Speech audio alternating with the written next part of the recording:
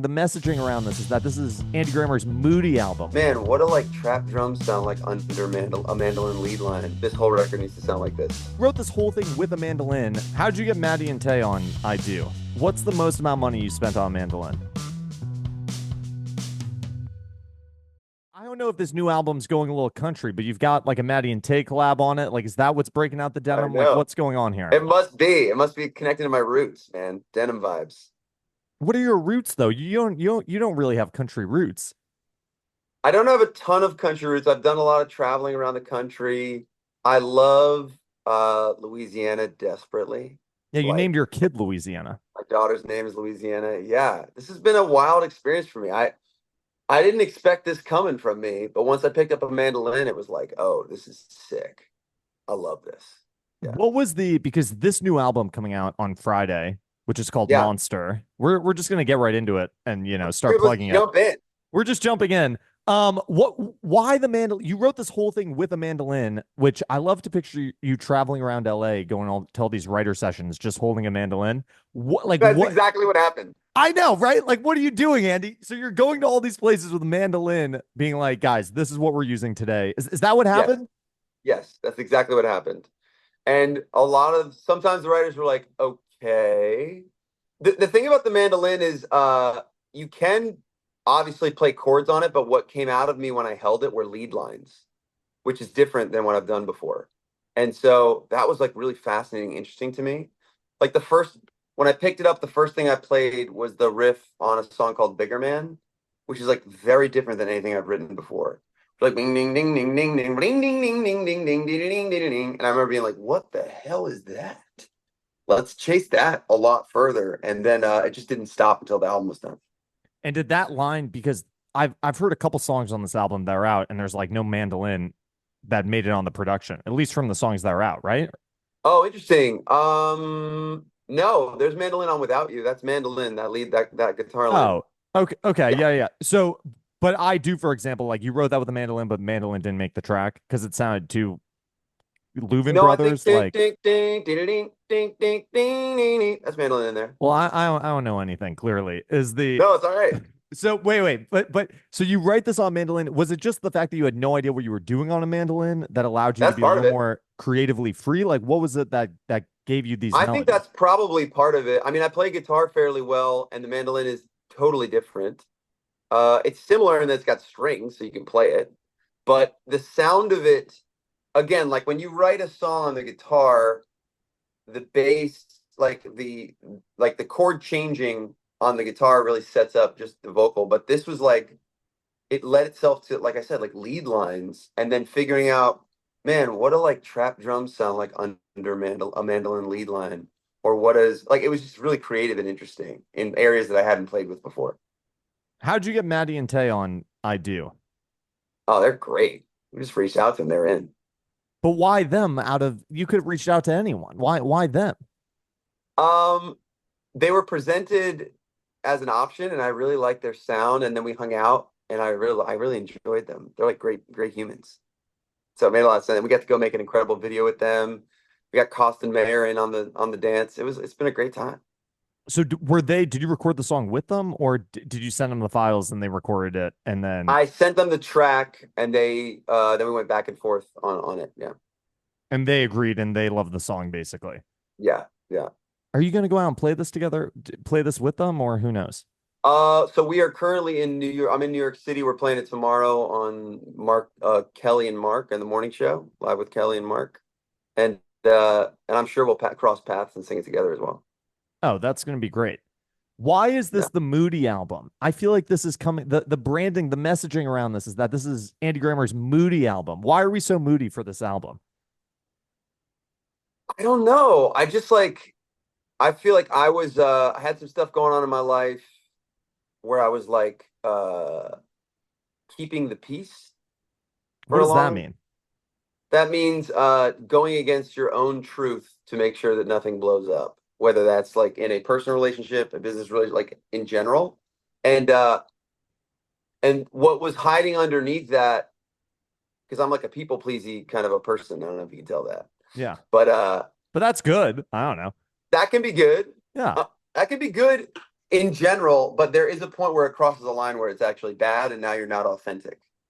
And so the monster idea is like, oh, listening, allowing the truth to come back in, even though, and it might be a little scary.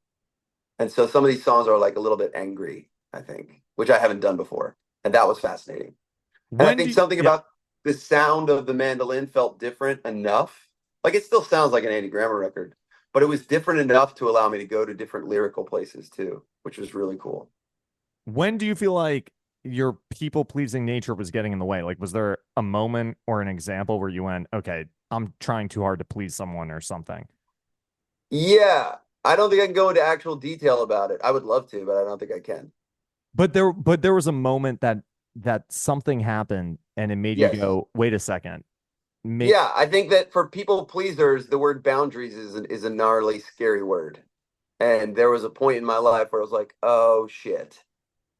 If I don't deal with this, then I'm gonna it's not gonna work out for me in the long term. Or some part of me is not living in truth, and therefore I have to go blow this all up.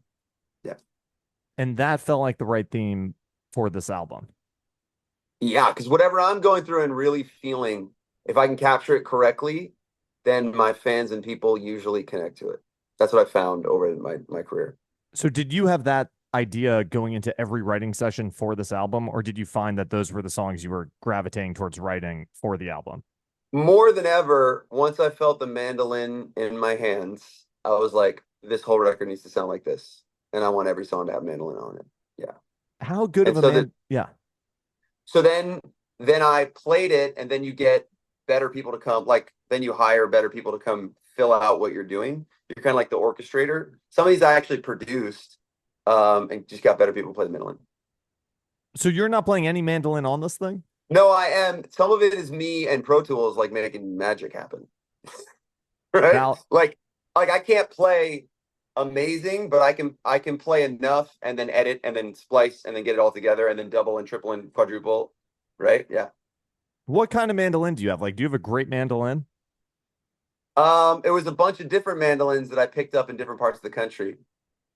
I was like, there's a Gibson that I really like, and then like I would run into a guitar shop and just I'm very impulsive. I don't know if you can tell by all this whole mandolin stuff. Yeah. I'm What not proposing that I'm an amazing mandolin player by any stretch of the imagination. what's the most amount of money you spent on mandolin? Probably like $1,500. I mean, that gets up there, but mandolins get really expensive. They do get expensive, but I mean, the last time that I had a feeling like this, where you just kind of like chase a whimsical idea, I'd only been playing acoustic guitar, and then I ran out and bought an electric guitar. And the first song that I wrote on electric guitar was a song called Fresh Eyes, Oh yeah. which did pretty well. So I've had experience with being like, what is that? A little whisper, like let me go chase it, and it's worked before. Every album that you've put out since has had like at least one kind of like monster kind of Yeah, breakout hit on it. Do you feel that with this album that there's a pressure to have that happen again? possibly. What's fascinating right now, yeah, definitely. There's always pressure to have like success. What's fascinating about right now is like time is really interesting from what I can gather. Like you'll see things on TikTok that blow up that are old sonically. So like I'm fascinated by that. Like I'm really good friends with Natasha Bedingfield, Yeah. and she's like, you could argue she has a hit right now again, and that's really weird. That didn't occur when I was younger. So there's like a lottery to oh sorry. There's a lottery to the kind of algorithm TikTok stuff, but it might not be right now. It might be right now. Something might happen that just like blows up right now, but I think it's like kind of a longer tail, and you service these interesting little songs to a lot of different places and create a vibe. And like I just had my song "Don't Give Up on Me" just had like another wild viral moment, and that's like pretty old song. So that's that. The time thing is weird right now, of like when something is released and then when it hits its peak is like pretty interesting. So do you feel like with this new album, is there a focus track? And then you put out a decent amount of content on TikTok and Yeah. Instagram. Like, are you like, okay, this is the focus track. Let's start making content around that? Or are you not thinking about that because you don't even know what the breakout single is going to be yet? I don't really know what the breakout is. I'm gonna make a bunch of really fun content. I love the idea that you can, like, one of the main ways that people are putting up content is you actually have the lyrics up. That like super highlights what my favorite part of songwriting is the lyric. So yeah, I mean, I got a couple hunches of things that feel like hits to me, but the everybody else will let you know.